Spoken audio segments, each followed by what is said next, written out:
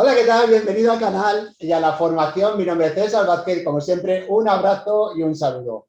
Hoy vamos a ver en este vídeo el tema 2, organización política del Estado español, clase y forma de Estado y organización territorial del Estado, la corona, funciones constitucionales del rey, sucesión y regencia.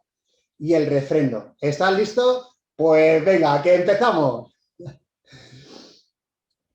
Tenemos aquí el tema. Vale, perfecto. Vamos a arrancar con el tema. Mirad, el tema 2. El tema 2 es un tema bastante asequible, bastante facilito. Vamos a ver varias partes que están distribuidas en la Constitución. Os voy a enseñar aquí, prácticamente es lo que os comentaba antes, ¿no? Que el temario no sigue, digamos, la Constitución de principio a fin, sino que va cogiendo partes diferentes y al final hace como un pequeño puzzle, ¿no? Aquí en este tema, justamente, coge lo que es la organización política del Estado español, que es la clase y forma de Estado, que es lo que estuvimos viendo también en el tema 1, que es el Estado social, democrático y derecho. Eso está en el título preliminar. La organización territorial del Estado, que vamos a ver cómo lo divide en municipios, provincias y comunidades, eso viene todo regulado en el título 8 de la Constitución española. Y luego viene la corona, la parte del rey y toda la familia y la dinastía, ¿no?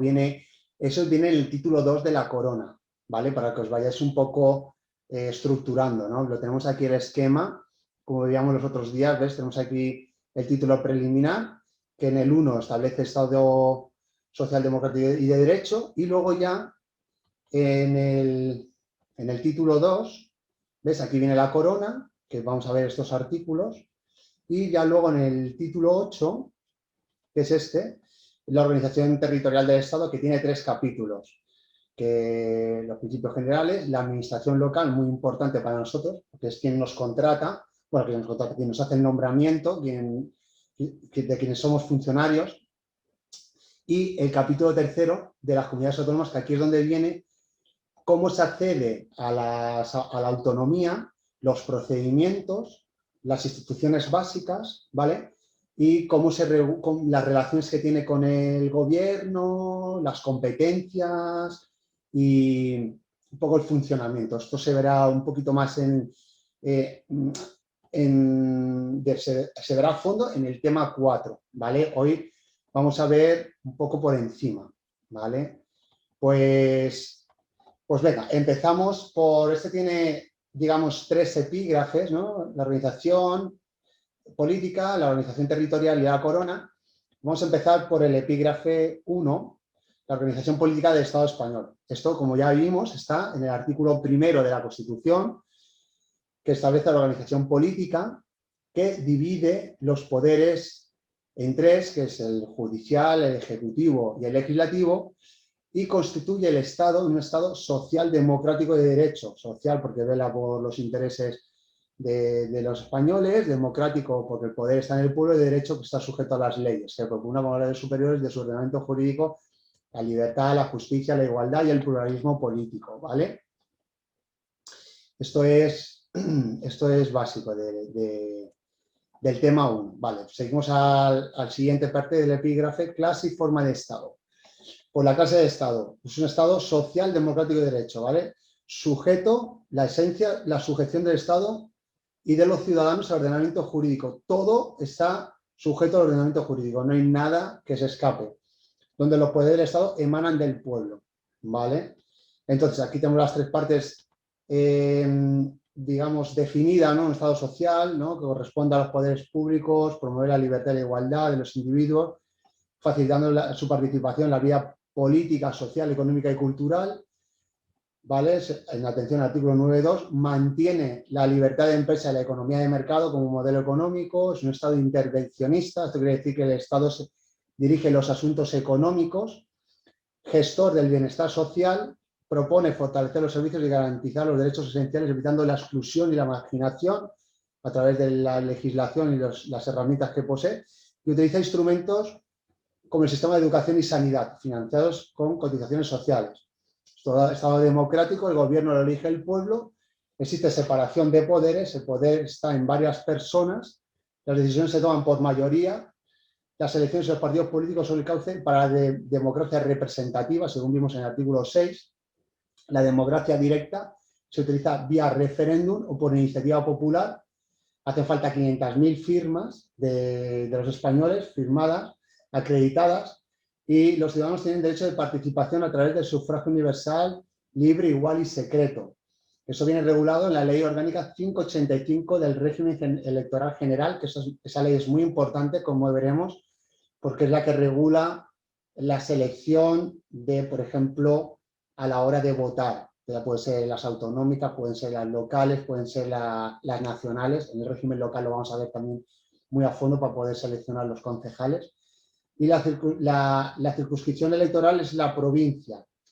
También tiene derecho a acceder a cargos políticos con temporalidad al poder, es decir, cualquier persona puede formar un partido político y puede acceder a que sea votado y acceder a los poderes, y establece la libertad de creación de partidos políticos, sindicatos y asociaciones, ¿vale? Luego ya el Estado de Derecho, que es el Estado y los ciudadanos están sujetos al ordenamiento jurídico, el poder y la actividad están regulados y controlados por la ley. Las características principales son, pues, que todos están sometidos al imperio de la ley y que hay división de poderes. El legislativo en las Cortes, el ejecutivo en el gobierno y el judicial en los tribunales y jueces. Y todo bajo el principio de legalidad. Luego tenemos la forma de Estado. La clase de Estado son dos cosas, la clase de Estado y la forma de Estado. La clase de Estado, Estado social, democrático y de derecho, y la forma de Estado, ya vimos monarquía parlamentaria, que viene establecido en el artículo 1.3. Recordad que forma de Estado es igual que forma política, ¿vale? Que a veces no nos confundiremos. Y el peso de las decisiones políticas corresponde al Parlamento. El rey es una figura, como vamos a ver ahora mismo, con ciertas funciones, pero él no manda ni dirige. Nuestra Constitución no otorga al rey poderes que dependan de su sola voluntad. El rey queda convertido en un símbolo de la unidad nacional y un poder moderador, ¿vale? Como veremos más adelante. Vale, ahora pasamos a la organización territorial. Esto ya, como os he comentado, viene el título 8. Esto es como unas pequeñas partes para que podáis ir entendiendo cómo a raíz de la Constitución se empezó para poder realizar la descentralización, la desconcentración, se empezaron a realizar autonomías en las regiones que se integraban para que se dividiera la carga, no estuviera tan centrada, ¿vale? Entonces, la Constitución se fundamenta en la indivisible unidad de la nación española, patria común indivisible de todos los españoles, y establece la organización territorial basada en la autonomía de municipios, provincias y comunidades autónomas, rigiéndose entre ellos el principio de solidaridad. Eso es el artículo 2. Modelo unitario regionalizado. Eso sale mucho en las preguntas tipo test también. Entonces, tras el proceso de formación del Estado de autonomía, las comunidades autónomas gozan de autonomía de naturaleza política y que configura a España como un Estado autonómico. Las entidades locales, como los municipios y las provincias, gozan de una autonomía de naturaleza administrativa y sus instituciones actúan en conformidad con criterios de oportunidad dentro del marco legal fijado por el Estado y las comunidades autónomas. Vale, ¿cómo se empezó a realizar todo esto? Esto, el título 8, la organización territorial, que comprende los artículos 137 a 158, tiene 3 capítulos. Los principios generales de la administración local y de las comunidades autónomas. Es el tercer capítulo, ¿vale? Entonces, el primer capítulo tiene 3 artículos que establecen la organización territorial, la solidaridad y la igualdad entre todos ellos y la igualdad de los españoles entre todas esas comunidades. Para que ya a la vez que se va dividiendo y establece los tipos de divisiones, establece también que no habrá ningunos privilegios entre unos y otros y que no habrá tampoco desigualdad de los habitantes que hayan entre ellos, entre unos y otros, para que se siga manteniendo lo que es la nación de por sí. Entonces, el 137 es un artículo muy importante, os lo tenéis que memorizar, y es que el Estado se organiza, recuerda esto, se organiza en municipios, provincias y comunidades autónomas que se constituyan, todas bajo el principio de autonomía, ¿vale?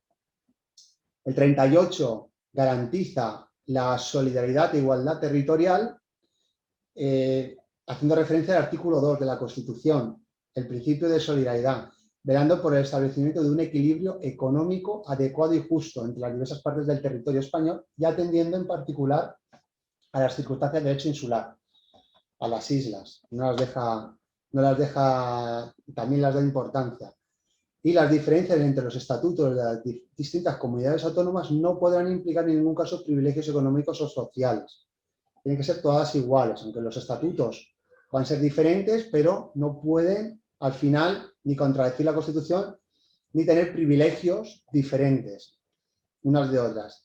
Y el 139, la igualdad de los españoles en las diferentes autonomías que se formen, todos los españoles tienen los mismos derechos y obligaciones en cualquier parte del territorio del Estado.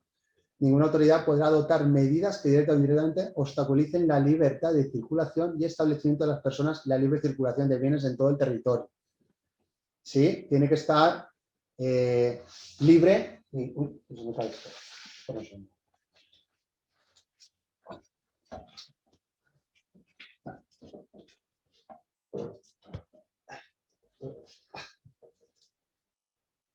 Estas son cosas del directo. ¿Vale? Sí, pues el 139. Vale.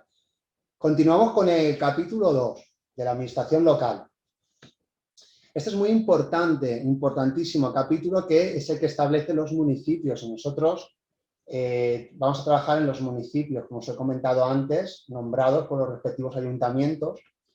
Y el artículo 140 justamente es el que le da la autonomía al municipio. El 137 establece la división territorial en municipios, provincias y comunidades autónomas, y el 140 le da la autonomía a los municipios, ¿sí? Y dice así: la Constitución garantiza la autonomía de los municipios, estos gozarán de personalidad jurídica plena, eso es importante, plena, ¿sí? Eso es muy importante, la autonomía de los municipios y personalidad jurídica plena. Su gobierno de administración corresponde a sus respectivos ayuntamientos, integrados por los alcaldes y los concejales.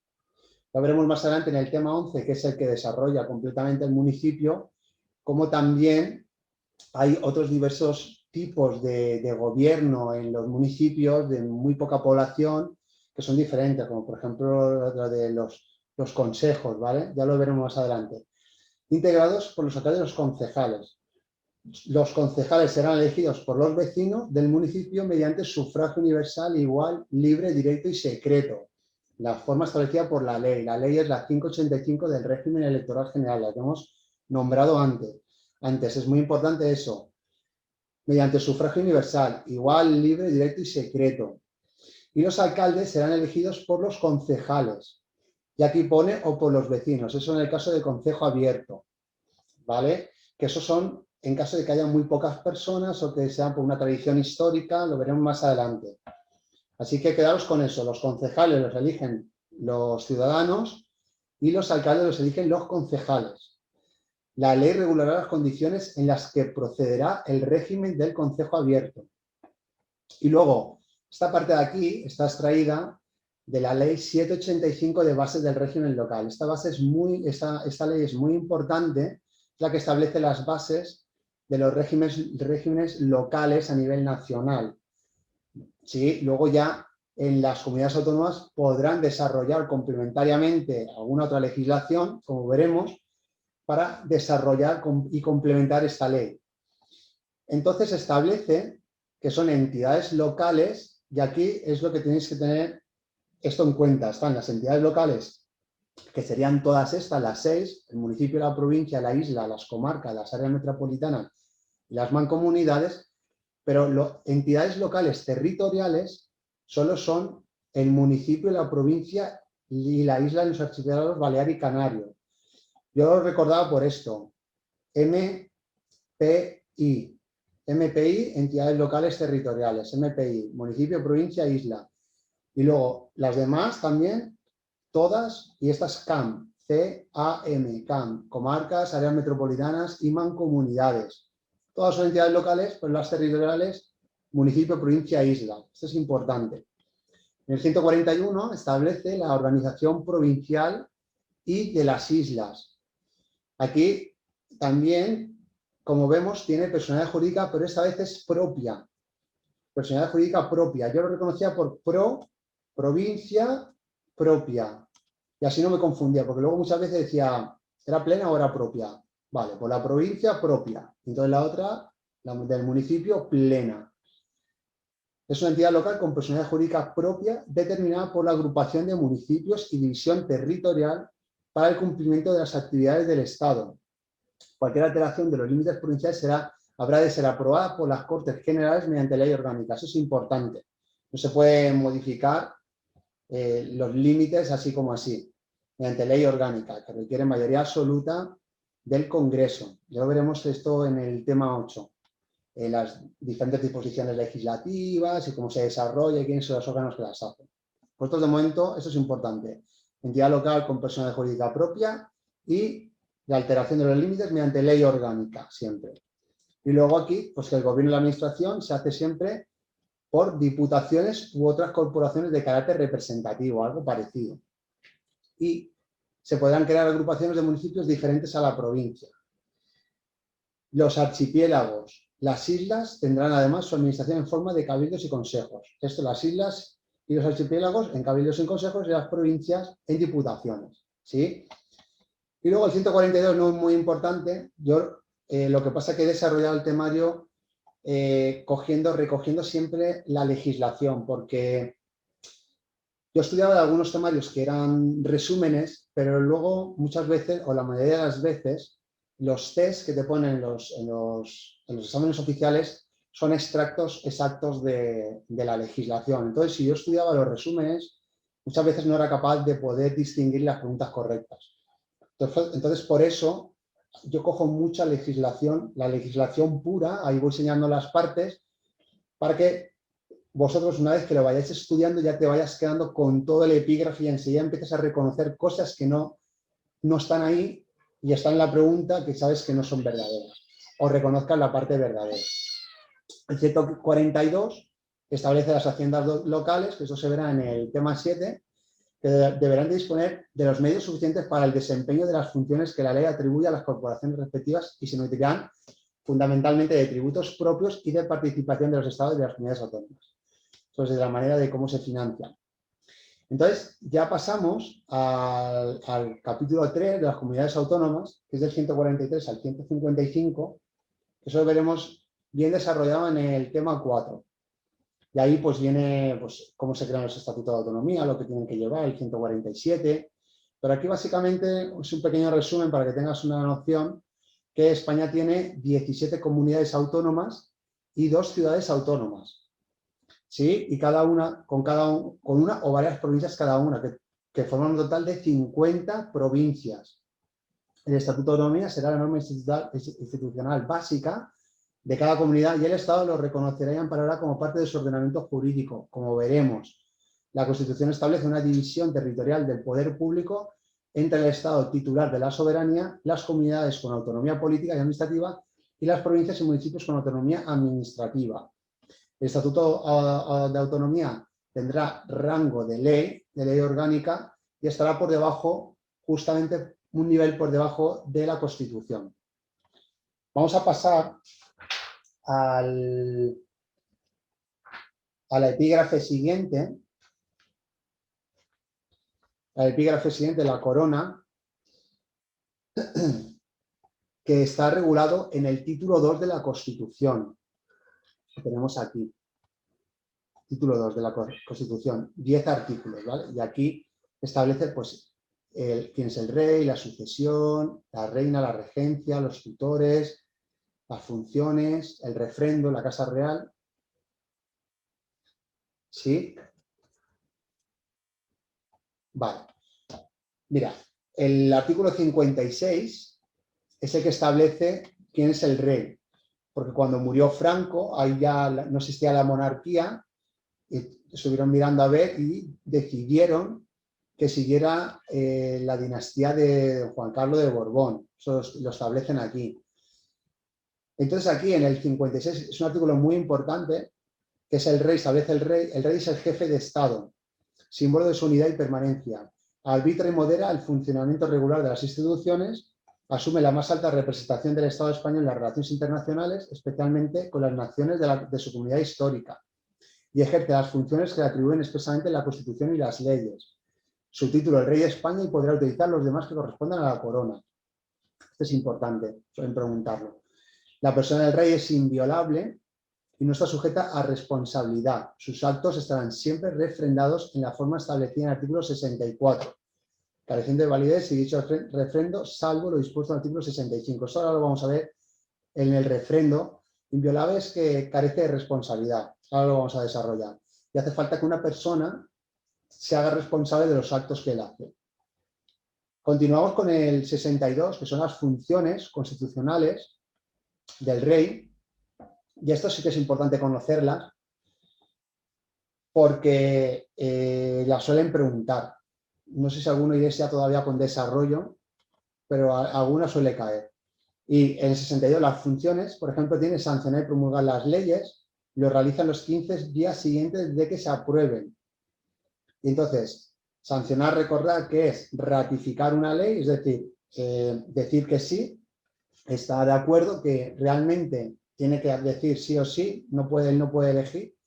Y promulgar es otorgarle una existencia. Y luego automáticamente se publica en el BOE y por regla general entra en vigor a los 20 días de su publicación. Ya sabéis que bajo el principio de publicidad es necesario que todas las leyes se publiquen para que tengamos constancia. Que luego nosotros leamos el BOE o el diario donde está publicado ya es nuestro problema, pero el Estado funciona así. Ya lo ha publicado, entonces es ya público. Luego, convocar y disolver las Cortes Generales y convocar elecciones. Convocar el referéndum, que es la aprobación, la ratificación del pueblo en alguna parte de las Cortes, los casos previstos en la Constitución, y proponer al candidato del presidente del gobierno y en su caso nombrarlo, así como poner fin a sus funciones en los términos previstos en la Constitución. Nombrar y separar a los miembros del gobierno, a los ministros, a propuesta del presidente. El presidente es el que los elige y él es el que los va nombrando. Expedir los decretos acordados del Consejo de Ministros, conferir empleos civiles y militares y conceder honores y distinciones con arreglo a las leyes. Luego, ser informado de los asuntos de Estado y presidir a estos efectos las sesiones del Consejo de Ministros cuando lo estime oportuno a petición del presidente del Gobierno. Eso es importante, esto suele caer. A petición del presidente del Gobierno y él elegirá si lo hace o no lo hace, cuando él lo estime oportuno. Pero es el presidente del gobierno el que le pedirá si preside o no las preside. Y luego, el mando supremo de las Fuerzas Armadas, ese que está por encima de todo, ejercer el derecho de gracia con arreglo a la ley, que no podrá autorizar indultos generales, estos importantes, no puede autorizar indultos generales. Y el alto patronazgo de las Reales Academias, es el que expide los títulos universitarios. Y también, pues aquí tengo añadir unas cuantas que están por ahí recogidas también, que son pues los miembros del Consejo General del Poder Judicial, el presidente del Tribunal Supremo o el fiscal general del Estado, o los miembros del Tribunal Constitucional o los presidentes de las comunidades autónomas, o por ejemplo los presidentes también de superiores de justicia. Estos son los tribunales superiores de justicia, son los tribunales que tienen la cúspide, está arriba del todo, en cada comunidad. Son siempre de origen estatal, aunque esté en la comunidad, pero es un órgano estatal. Luego tenemos en el 63 otras funciones que pueden tener, como acreditar embajadores y otros representantes diplomáticos. También le corresponde manifestar el consentimiento de Estado para obligarse internacionalmente por medio de tratados. Eso es a la hora de los tratados internacionales, como puede ser la Unión Europea, es el que manifiesta el consentimiento del Estado. O sea, él no es el que decide, decidirán las Cortes Generales, pero él será el que lleve el mensaje.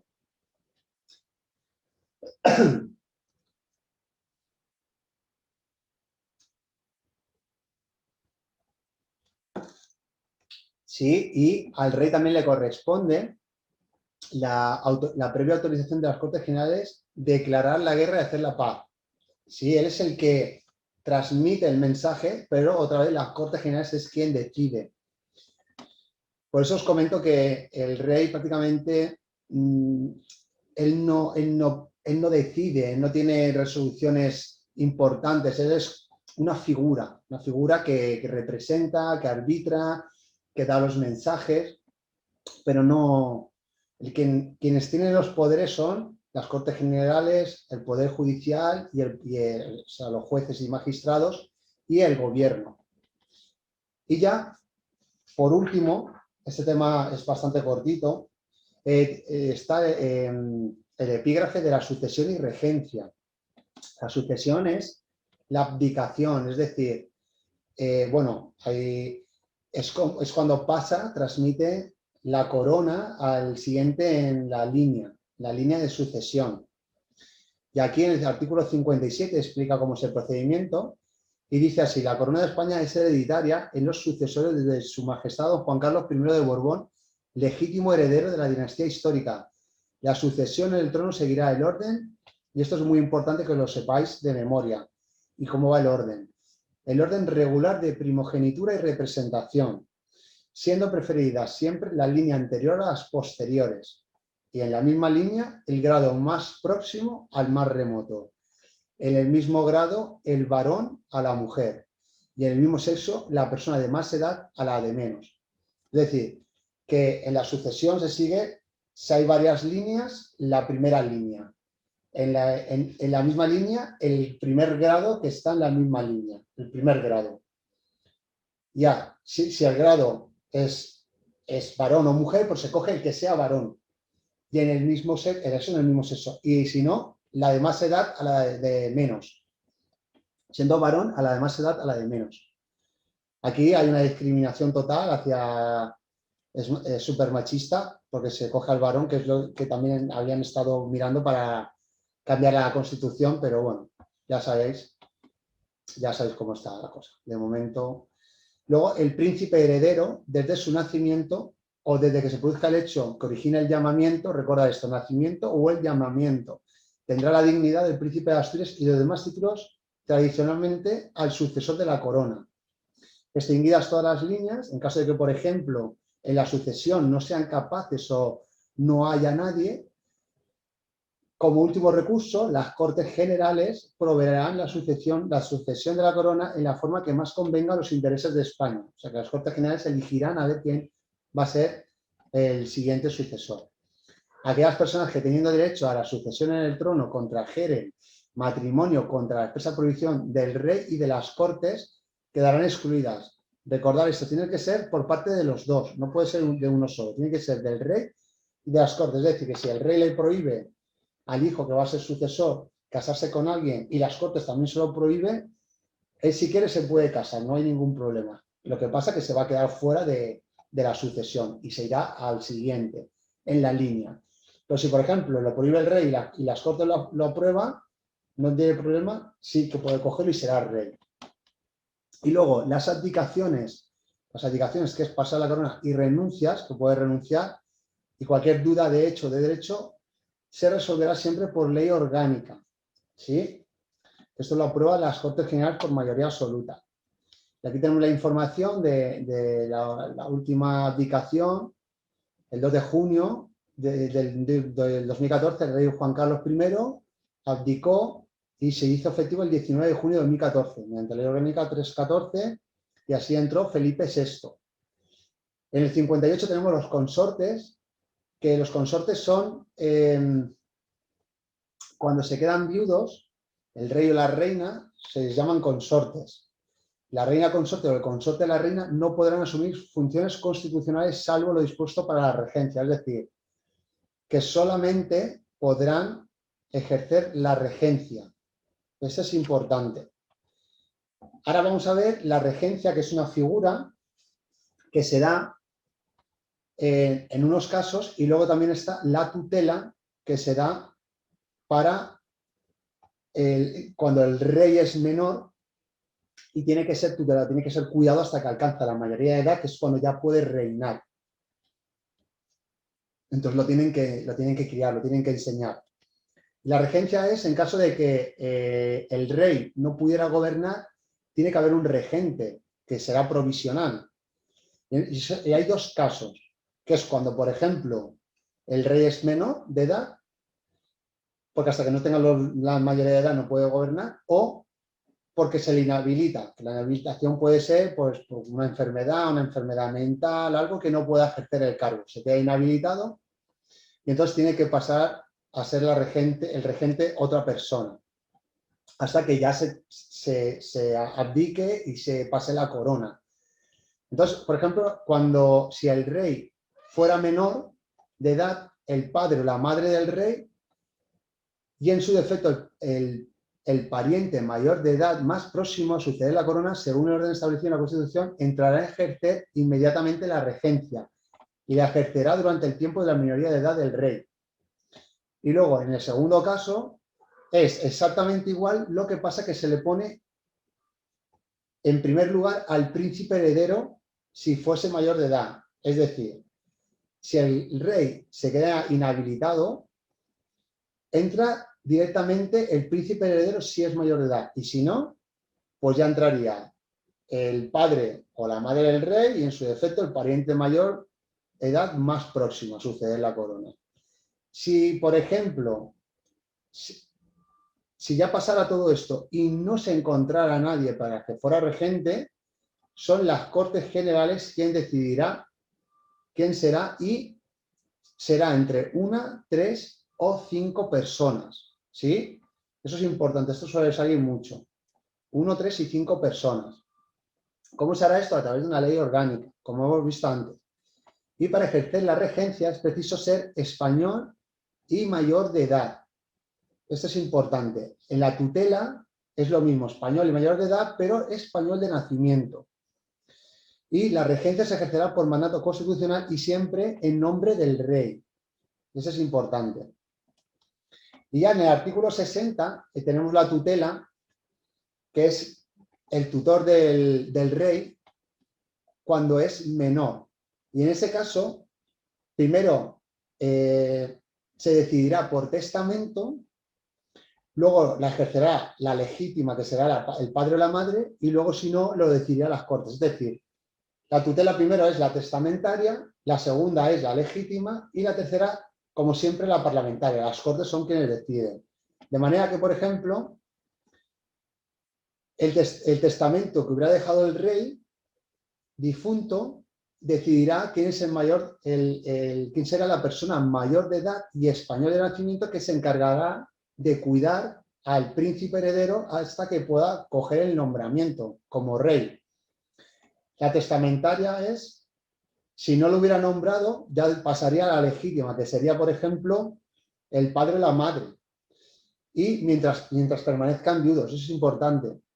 Y en su defecto, si no se consigue, ya las Cortes elegirán quién será el tutor, pero no podrán acumularse los cargos de regente y tutor, sino en el padre, madre o ascendientes directos del rey. El ejercicio de la tutela es también incompatible con el de todo cargo o representación política. ¿Sí? No puede estar pues, un diputado, un senador, no puede ser miembro del gobierno. Y la tutela de la regencia solo se podrá ejercer conjuntamente por padre, madre o ascendiente directo. Los dos solamente por padre, madre o ascendiente directo. ¿Sí? Recordad que mientras permanezcan viudos. Y luego ya, en el artículo 61, establece el juramento. El rey, a ser proclamado ante las Cortes Generales, siempre ante las Cortes, ambas Cortes, prestará juramento de desempeñar fielmente sus funciones y hacer guardar la Constitución y las leyes y respetar los derechos de los ciudadanos y de las comunidades autónomas.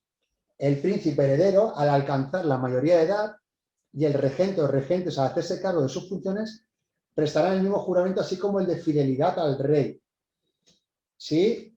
El rey, al ser proclamado, jura. Y luego también jura el príncipe heredero al alcanzar la mayoría de edad, los regentes al coger la regencia, pero también jurarán la fidelidad al rey.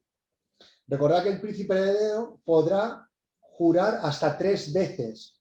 Una que será, por ejemplo, cuando se hace mayor de edad, otra en caso de que se inhabilita el rey y le caiga a él, entonces él jurará, y la otra es cuando ya el rey le abdique la corona y entonces ya jurará.